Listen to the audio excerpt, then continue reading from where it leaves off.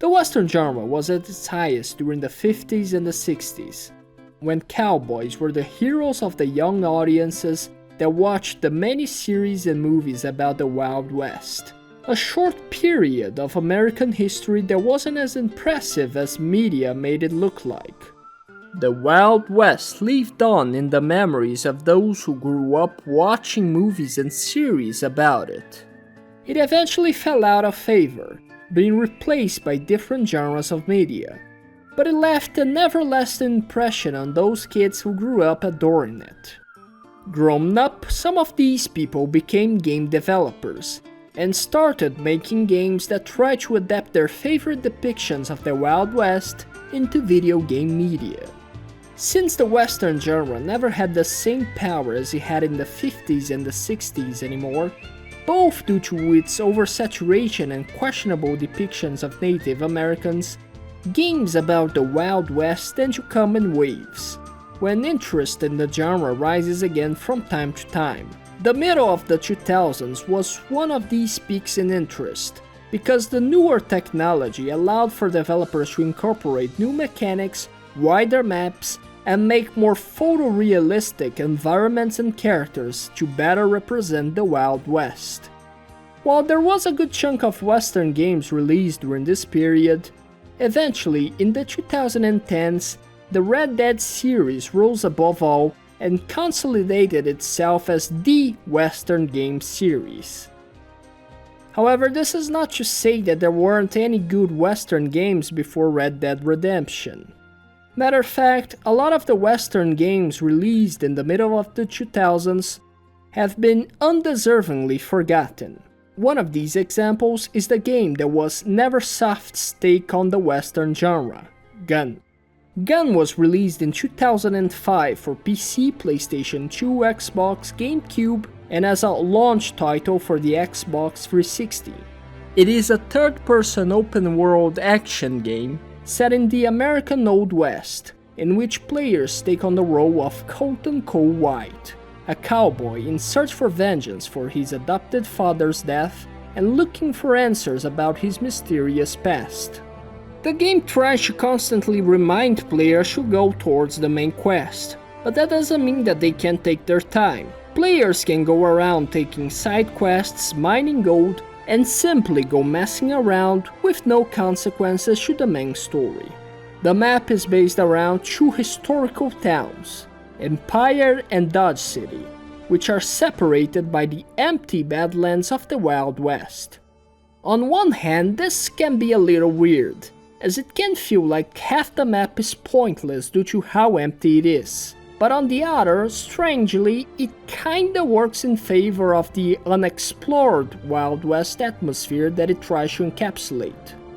While its open world isn't massive, especially compared to games from the GTA series that were already out at the time, it is effective for what it is trying to achieve. The cities are the main quest hubs of the game, with only the hunting side quests being picked far away from them, and they are where most NPCs are located. While I do appreciate the smaller scale of these western towns, there was one thing that really bothered me about them, which is the generic pub ambience inside the saloons. Because you can hear the noise of many people talking and drinking, while in reality there are about 3 NPCs in there besides the bartender and the piano man. The side quests in this game are about what you can expect from a Western game. You have bounty hunt quests, peacekeeping quests in Dodge City, escort quests in Empire City, delivery quests in both cities, hunting quests in the Badlands, and you can take part in a poker tournament in Dodge City. Which... I may have a gambling problem. The gameplay of Gun wasn't really that groundbreaking at the time of its release, and it might have aged a little poorly due to the wonkiness of some of its aspects, but overall the game is pretty fun regardless. Staying true to the setting, Cole has weapon slots for revolvers, rifles, shotguns, sharpshooter rifles, bows, melee weapons, and explosives. He also heals by drinking booze, in true cowboy style. As the story progresses, he unlocks better weapons in each slot, All weapons consume ammo with the exception of the revolvers, which have unlimited backup ammo. While other weapons may have more stopping power, it is easy to find yourself relying mostly on the revolvers. Not only they have unlimited ammo, but the quick draw mechanic revolves entirely around them. While quick draw is active, the perspective of the game switches to first person, time is slowed down, and revolvers don't consume the ammo in their cylinders, so you can fire at will. By pressing the left or right direction, Cole will immediately snap on targets. So at one point the best strategy becomes blasting enemies non-stop with a revolver.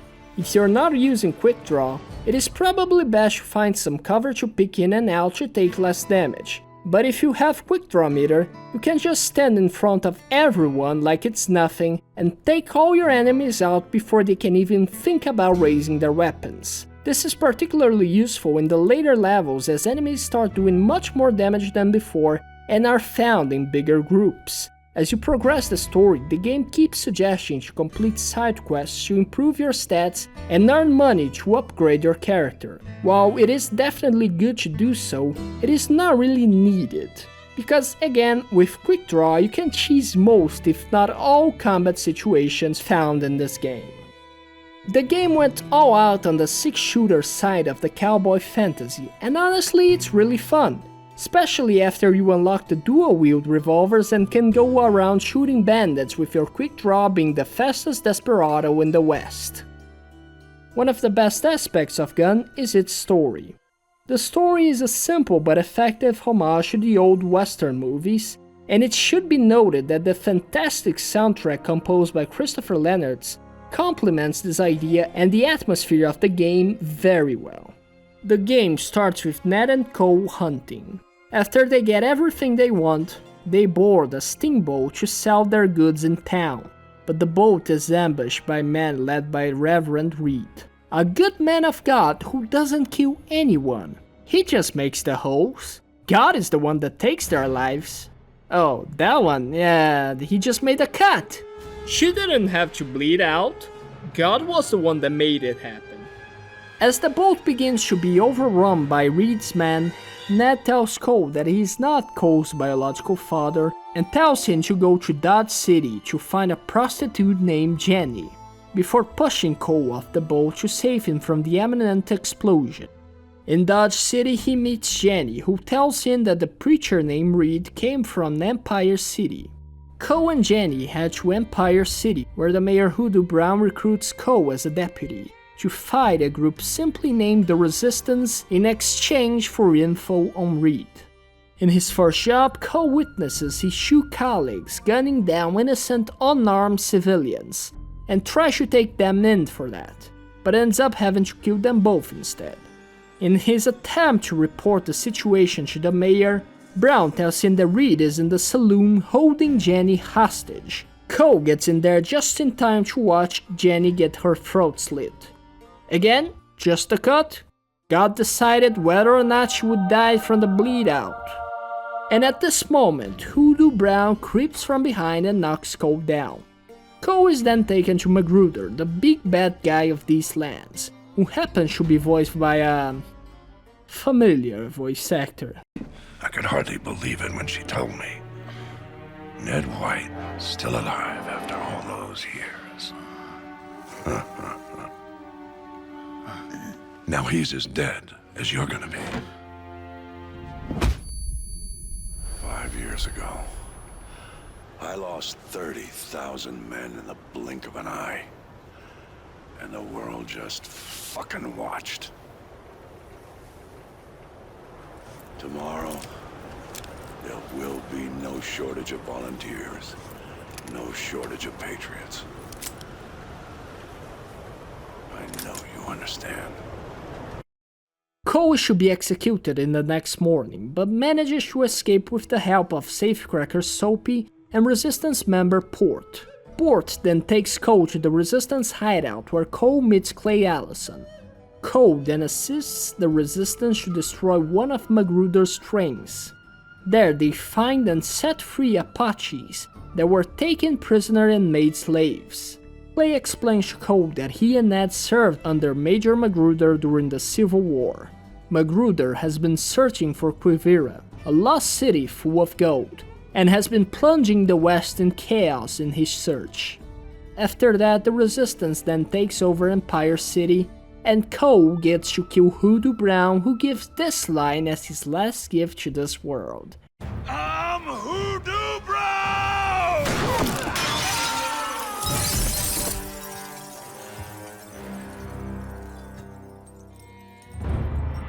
You were. After cracking the safe that was in the boat in the beginning of the game and taking revenge on Reed, Cole learns that the safe held part of the Golden Cross of Coronado, which showed the way to Quivira. He remembers that Many Wounds, the Apache chieftain, had the other part, and so he goes with Soapy after the chieftain to try to rebuild the cross. With Many Wounds, Cole learns that he is an Apache, and that his parents died when Magruder came across their village and massacred all the Native Americans there. Ned took him as an adopted father, feeling guilty for the event. Many Wounds hands him over the other half of the cross, and with Soapy, Cole learns that Quivira is in the middle of the mountain that Magruder has been digging in the ground level in an attempt to find the city. Magruder's men notice the sun being reflected from the cross and shoot a cannonball towards Cole and Soapy. Soapy falls down and is captured. Tortured by Magruder, he tells him about the location of Quivira. Cole saves Soapy, rallies the Resistance and the Apaches to attack the mountain, and steals Magruder's armored train to break in. As the fight rages on, the mountain begins to collapse, but Cole wants to wrap up this one loose end. He gains the upper hand against Magruder, who enraged starts to throw out dynamites, causing the mountain to crumble at a faster pace. A rock falls on Magruder's leg and Cole just leaves him to die. Cole nearly doesn't make it as well, but is saved by Many Wounds. Cole concludes his quest, telling Many Wounds that their parents can finally rest in peace.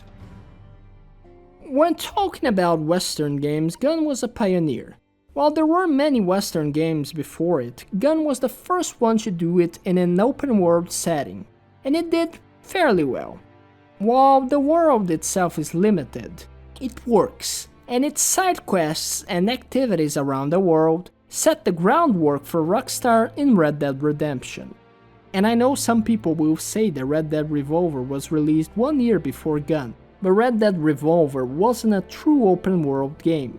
While players could explore the zones that they were in and talk to the NPCs in there, they were limited to the areas of the mission. The experience of a true Western open world, with no loading screens in between maps that players could explore freely, was first seen in Gunn. And while the open world can be somewhat lackluster in some aspects, it is worth noting that this was the first open world game developed by Neversoft, who would then replicate the format in the following year with Tony Hawk's Project 8.